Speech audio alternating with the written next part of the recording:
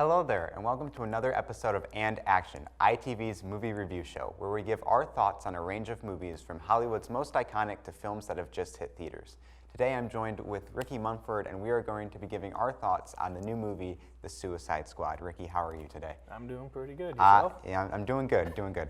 No, you're a huge fan of this movie. Yes. You were getting on me every day about it. Have you seen The Suicide Squad yet? Have you seen The Suicide Squad yet? I finally went and saw it and figured it was a good time to do an action episode. And it's a good counterpoint to the last one we did, too. It is.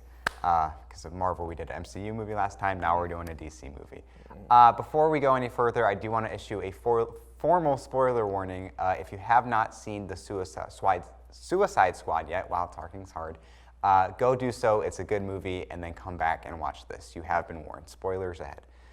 So I think before we get into it, we should kind of talk about how we got here and how we got to this point, because there is another Suicide Squad movie. Yes. But we don't talk about that one. Yes. Best left unsaid. Yeah. But we will talk about it. But we will talk about it. So that movie definitely was not the best. So I was kind of surprised that they were going to make another one after the first one. Yeah, so the first one did pretty well in theaters in terms of making money. Obviously, it came out around the same time as the Batman vs. Superman and the Justice League, and from my understanding, WB had completely different executives at the time, and those movies did some real damage to the DC brand. And so fast forward to where we are now, where they've been working to really rebuild the DC brand as a whole. You've had a great film with Shazam. Birds of Prey is an underrated gem. They did really well with Aquaman. Now, obviously, everything happened with James Gunn, where he lost his gig at Disney with Guardians 3. Obviously, he's back now. But now, DC took it or WB took it as a chance to just snap up James Gunn, because why wouldn't you? He was running pretty hot. He was in the public at the time. And they gave him, I guess, reportedly, like, hey, do what you want to do. What do you want to do? They originally wanted him for Man of Steel 2, apparently. And he's like, no, I want the Suicide Squad. So here we are. They gave him full control to do what he wanted to do with the Suicide Squad. And I think that that definitely worked in the movie's favor. It definitely had that James Gunn kind of stylized element to it. And it was just a fun ride from start to finish. They start off right with a bang, like get right into it. I thought the pacing of this movie was really good. And I was just having a fun time the entire movie. Yeah, you know, Martin Scorsese, he got a lot of flack from people when he called comic book movies kind of theme park rides. You know, he said these aren't director films, you know. And in a lot of ways, I think he's got a lot of truth to what he's saying. He wasn't insulting them. You know, people took it as an insult. But he's basically saying, look, you're coming on board, you're making a product, you're putting it out there. WB said they let him make the movie he wanted to make. This is a James Gunn movie through and through. You know, you hit the ground running, and he does not let up. You know, this is what happens when you let a director make the movie he wants to make. And sometimes it's for better or worse, but in this case, it definitely benefited it. This is a movie that Marvel could not make. No, absolutely not. And I think that the difference in tone is really interesting, because the Marvels are definitely more kid-friendly in a way. They're definitely more geared towards, I wouldn't say a younger audience, but they're definitely more PG-13. This one was just full-blown gore, language, violence, everything. And that definitely caught me off guard, because I guess for whatever reason I wasn't expecting that. So when I went to go see it, because I don't think I ever saw the trailer for this movie. I just went to go see it, and I was surprised by what I was seeing on screen, but I think it just enhanced the movie.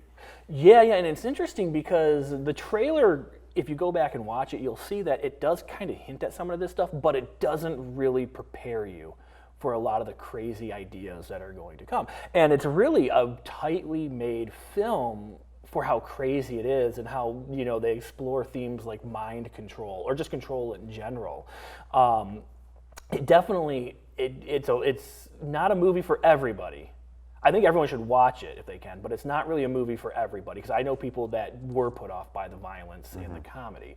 But it's a very tightly made film. It's a unique movie. In a lot of ways, it's a special movie. And at a time where I think comic book movies are kind of getting dry and stale, it's a breath of fresh air. Mm-hmm. It was, because I think the only comic book movies I've seen in the past few years have been just the Marvel movies. So it definitely was a huge change of pace from what I'm used to in a superhero comic book movie. But that was a very welcome change of pace because, you know, Marvel movies, love them or hate them, they're basically the same. You Yes. know, every Marvel movie just kind of, it feels like a Marvel movie. It feels like a TV production in a lot of ways. You know, they go out, they film them, and they put it on the TV production track, and then they send it to the editors, and the producers kind of cut it up to be what they want it to be. This really had this cool, yeah, obviously it's a James Gunn movie, but it had that 70s men on a mission grindhouse feel to it, kind of like you would expect from a Tarantino movie to a degree. Like there was so much personality infused. And I think if you're trying to understand, like I understand there's gonna be people that like the original Suicide Squad more than this one. And I think I would understand their reasonings, but the way this movie, watching these two movies, you understand the difference in quality in how a script in a film should be structured. This movie, it kicks off right away. It throws you right into the story. Whereas in the last movie, they spend 45 minutes to an hour introducing you to the characters with all these flashbacks that don't matter. Whereas James Gunn, he throughout the film, he kind of introduces the characters and gives us little tidbits, like with Polka Dot Man, where we start to see the mother issues that he has. And he does it in a comedic way. Even though Polka Dot Man is a villain, he does it in a comedic way that allows us to kind of connect with him. He doesn't, obviously the only character that he tries to play up as a good guy is Ratcatcher 2. But these characters they're villains. That's what they are. They're villains at their core. And he plays it up and he finds a way for us to kind of connect to these characters throughout the script, throughout the film, without losing the fact that they're villains. That's another thing too, kind of going into the characters. I was not familiar with a single character in this movie besides like Harley Quinn and what's her name? The Viola Davis's character. Amanda Waller? Amanda Waller, because she was in the first one. So I wasn't prepared to kind of feel the characters in the way that the movie presented them, or kind of not empathize, wow, but you know, understanding them and kind of relating to them almost. But then, you know, James Gunn presented these characters in such an engaging way that I cared for them by the end of the movie. And that's another thing too. I think the cast just worked so well together. The characters fit so well together. The relationships between them.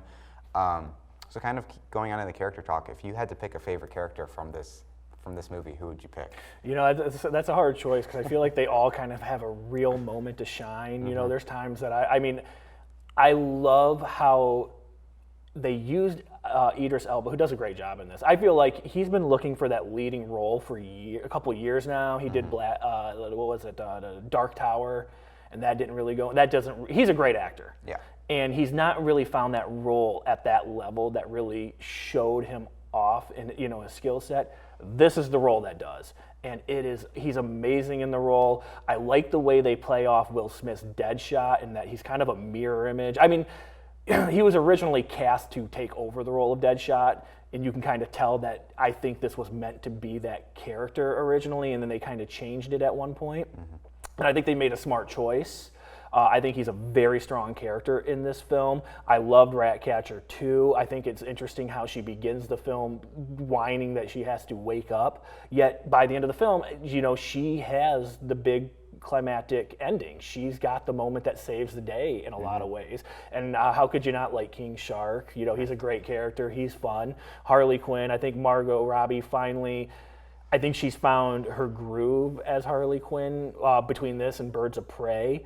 Not her fault, she's a great actress, but you know, the original Suicide Squad kind of just left the character kind of dangling there, and I don't think, I think it's more the movie didn't know what to do with her and the Joker versus that. This one, it's interesting. She's not the center point of the movie. She's a great supporting character. This movie, obviously it's an ensemble cast, but they allow Idris Elba to kind of drive it forward. They allow his relationships with the character that grows to drive it forward.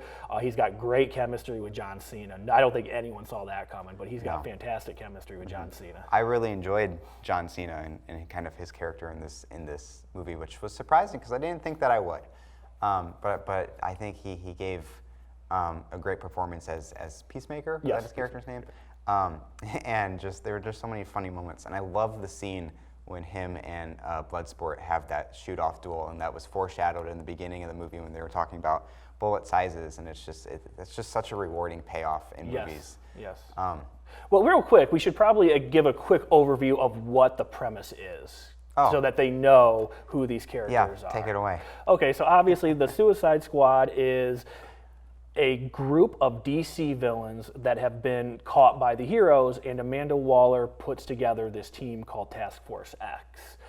They're called the Suicide Squad because these missions are dangerous and they usually lead to people being killed in the process, and since they're villains, they're expendable. She has no problem killing any of them. In this one, they send her to an island. They send the team to an island.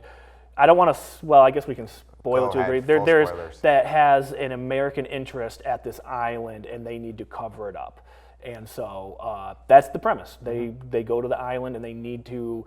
There's a government that's being overthrown, or the government has overthrown, did a military coup, and then there's rebels that are involved that trying to stop it. And then you start to find out that America has been working with this government previously to work with this experiment of this extraterrestrial from outer space, which ends up being Starro, which is exactly what it would sound like, a giant starfish who can control people's minds. So that's basically the premise. Would you say that's a fair kind of overtake? Yeah, I would agree.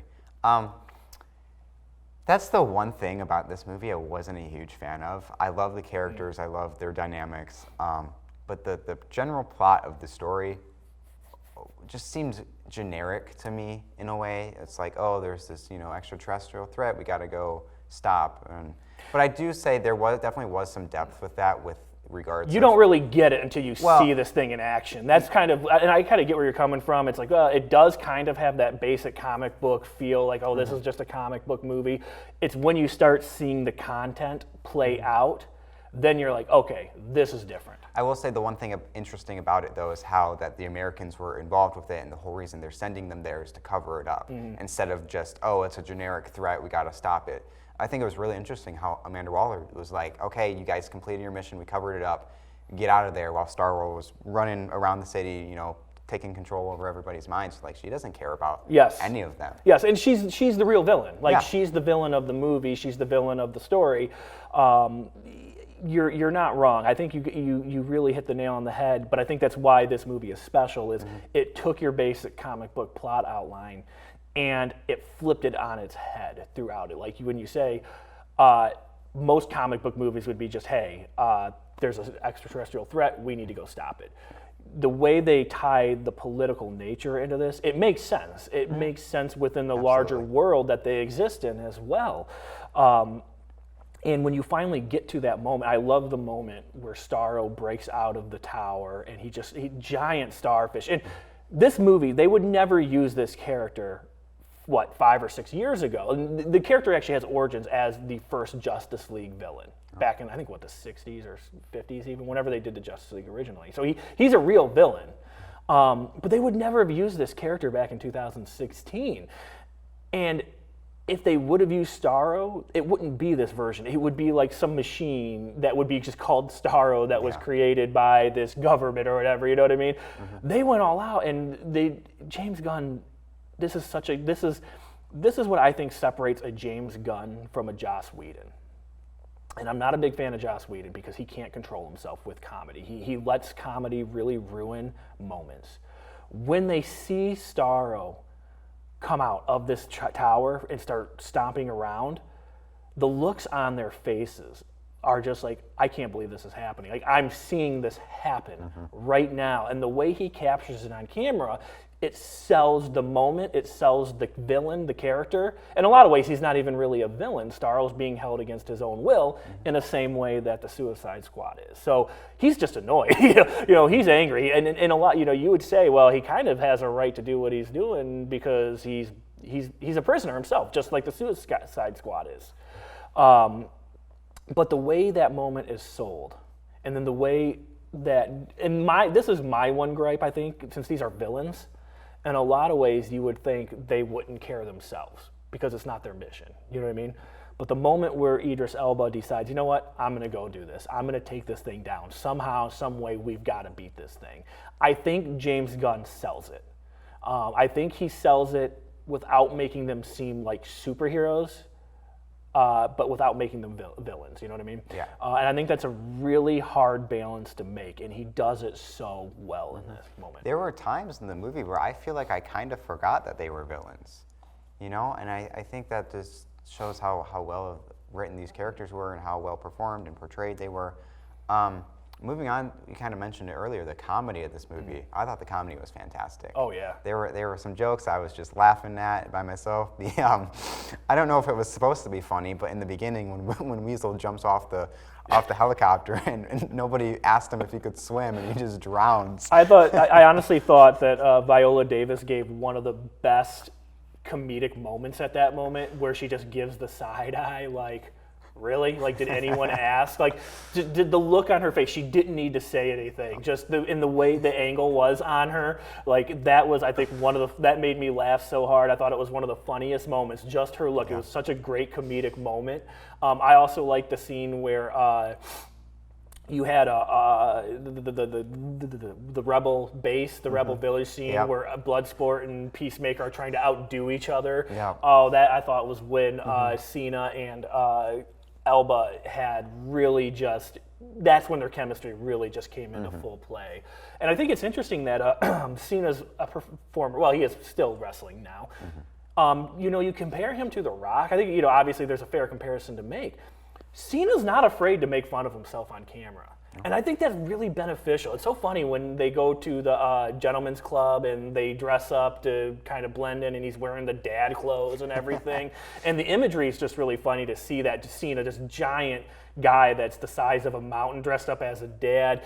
And he's not afraid to poke fun at his image, and it works so well, whereas I get the feeling that The Rock doesn't like poking fun at himself. Yeah, no, I would agree with that. And I think with Cena, it just benefits him a lot. I think it benefits everyone, because it's so funny to see him just in that lens. It is a great approach for him. It really benefits him. I'm trying to think what else was there. So I think that these characters have been. I think he just really puts a lot of life into these characters. And again, these are all D-string DC characters. These are characters that nobody would ever care about. Like, who wants to watch a movie about Batman taking down Ratcatcher? Yeah. Now I kind of want to watch it. Yeah. The characters are just super interesting. The humor was great. And this was actually the first time I ever went to the movies by myself, so I was able to just fully laugh at the jokes, and I just had a really good time watching this movie. So, kind of moving on from there, I don't know if did we cover everything? You got anything else you want to add? To me, what I really like about this movie is, there's like post-credit scenes and stuff. This movie wasn't about setting up what comes next. And that's what I always get a feeling about with Marvel movies. Like Black Widow, it's like what I said before. Okay, I guess it's good if you're like, what comes next?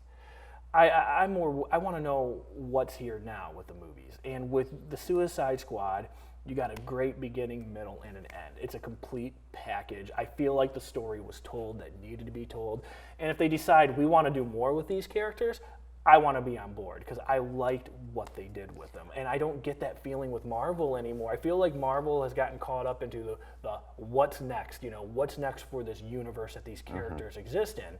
And I don't want to know what's next. I want to enjoy what I'm watching now. It's about what's in the now instead of what's in the future. Yes. Yes. And I would absolutely watch anything that these characters appear in again, just because I like this movie so much. And I'm interested in these characters now and the story, and I would love to see where it goes. So I did not catch the post-credit scene at the end with Peacemaker. Yes. So he's alive. Are they setting up anything with him? Yes, they have a Peacemaker HBO Max show coming in January. Okay. And everyone thought originally it was going to be a prequel, because the thought was John Cena wasn't making it to the end of Suicide Squad. Obviously, he made it to the end. So it looks like it's definitely a sequel series. I don't think they've confirmed it yet. So it could be a prequel, it could be a sequel, or it could be both. But if they had him live at the end, my guess is it's going to end up being a sequel series. Yeah. So I think that will do it, unless you have anything else you want to add. You got any favorite moments or scenes from the movie? Oh, you know Just what, man? the whole thing? I've watched this thing like 5 or 6 times now through HBO Max. I went and seen it in theaters with my buddy. This hasn't gotten old yet. I've just, like you said, the pacing is perfect. It's one of those movies that if you try to put on in the background, it's gonna catch your attention. Yeah. Like, to me, Black Widow's the perfect movie that if you're sitting around doing some work at home, you just want something to play in the background, you throw it on, it's fine, you know. This movie, you put it on, you're gonna keep paying attention to what's happening. So it might not be the best movie to have on while you're working, because you're gonna wanna keep watching and seeing what comes next. Like you said before, the way he handles these characters, the way this story unfolds, it's a really well done movie. I can go through. I love the scene where early on you see that friction between this portion of the Suicide Squad, and I love the scene where King Shark is about to eat Ratcatcher while she's sleeping, and you get, you know, that he does such a good job at just showing that these guys are not good people, and they talk about killing King Shark, and Amanda Waller has to, like, no, you can't kill him, you know. Yeah. And by the way, if you look at that scene, he shoots King Shark with a gun. And then at the end, when King Shark gets shot up by the army and it just reflects off him, I thought it did a pretty good job of showing that King Shark was impervious to bullets. Yep. Because I'm going to be honest with you, man, King Shark takes a beating at the end of this He movie. does. I honestly think he wasn't going to make it, just because he was getting just thrown around, tossed around, shot at. Like, he was taking a beating. For Yeah, sure. like he gets a building dropped on. Yeah, like I'm kind of shocked that he made it to the end of the movie. I'm wondering if at one point he didn't make it to the end of the movie and that he couldn't bring himself to kill him, so Yeah. he just kind of does a quick reshoot of him at the Yeah. end, walking away from the rubble, because he makes it to the end of the movie. But I mean, he gets shot at by the whole army shoots him. It just reflects off him. He gets eaten by, like, what was it, the fish things. Yeah. Then he falls off the top of the building, Yep. and then he has the building land on him, all within like a 5-minute period. Poor King Shark, man. Yeah, he yeah, was yeah. going through it. Yeah, and I want to mention that real quick. Let's get back to that real quick. The way James Gunn plays with time at the end there, man. How about that scene where it looks like Peacemaker is going to kill Ratcatcher, and then he just cuts away to 8 minutes Yep. earlier, and the way he jumps around in time. He does a really. I'm typically not a fan of flashbacks. I feel like when you're going to flashbacks, it kind of tells me you don't know what you're going to do with the movie going forward. And I think Black Widow had that issue where you kick the film off with a flashback, and I think it hurt the film for the rest of the movie. The way he plays with time in this, it's so well done. I think it's really cool. He uses it for heightened suspense, and he never loses that. And then when you get that moment of you seen the Peacemaker Ratcatcher in Flag's side of the story when they're at this tower, and then you see the Bloodsport, Harley Quinn, and King Shark side, and then when they all collide, it really has that tense moment between Peacemaker and Bloodsport. It's a really great moment. Like you said, the payoff of the bullet thing comes there. Yep. I really enjoyed it. And actually, to piggyback on that, when you find out that early on that Bloodsport has a rat phobia, and Waller's like, why didn't you tell me? And he's like, I don't tell you the things that could kill me. You know what I mean? He's like, I'm an assassin. I don't tell you these things. It's like they do more foreshadowing to that moment that he didn't let him know that this was coming. And another thing too that I loved in this movie was just like the title cards and how they would play with the words on screen, but like part of the scene with the fire, and like I think there were sticks on the beach at one point, and just the way that the title cards were in the movie, which is so creative but so fun. That was really cool, and I'm wondering if we're going to kind of see more of that in the future. I loved it. I love I kind of piggyback on that. I love the where we get this really great action scene where they kick off, and it's interesting that you get an idea of these characters, which ones are expendable to them. Yeah. You know, like the detachable kid with Harley. It's weird that Amanda Waller would see Harley Quinn as expendable. I guess she'd be annoyed of her at that point. But when you have that big island set piece, and then after that's all done, we cut to the other Suicide Squad, the other task force, and they just casually walk on the beach, and they're like, "What? Where's the army? Oh, they're distracted." Yep. I thought I got a real kick out of that. I thought that was really cool, and I loved I don't know. I get a kick when you just really use the title card as like an exclamation point, and you got the Suicide Squad, Yeah. and it gave you that '70s action film vibe that you're in for something special. Man, I love that opening scene too. That really set the tone for the movie, and they wasted no time getting into it. Oh, I know, and that's like the difference. This is, again, I know there's going to be people that like the original Suicide Squad more than this one, and they're wrong. But this tells you, this is like how you make a movie. Like, this is how you structure a movie. You don't leave the audience dangling like that one. Like, you go into that movie and it's like, and I don't blame David Ayer, who wrote and directed. I'm sure he had really, he worked with what he was given and under the time constraints. But man, that movie spends like 45 minutes just setting up all these characters. It goes nowhere. This movie, it sets up the concept immediately. It throws you right into it, and you're off when you're running. Absolutely, absolutely. So with that, I think we should give it a rating out of 10. I'll let you go first. So out of 10, what would you give this movie? So I actually debated on how I wanted to handle this, because like normally I was in the mindset of like, well, you give a 10 out of 10 to a perfect movie. But I'm going to go with the Roger Ebert mindset, where he did the 4 stars. When he gave a 4-star, it wasn't because it was a perfect movie. It was because he felt like you needed to watch the movie. Because a lot of people don't listen to what the words are or read what he would say. So, he viewed the stars as like, okay, that's all they're going to say. What are they going to base it on? So that's kind of the approach I'm going to take. Like, do you need to see this movie? And I think every year there's like 3 to 5 movies that I think everybody needs to watch. And a lot of times they're indie films that kind of fly under the radar that most people miss. Once in a while, you'll get that big movie from a studio that I think everybody needs to see. I think Suicide Squad is a 10 out of 10 movie. So that's what I'm going to give it. And I don't think everyone's going to like this movie. I really don't. I think there's going to be people that hate this movie.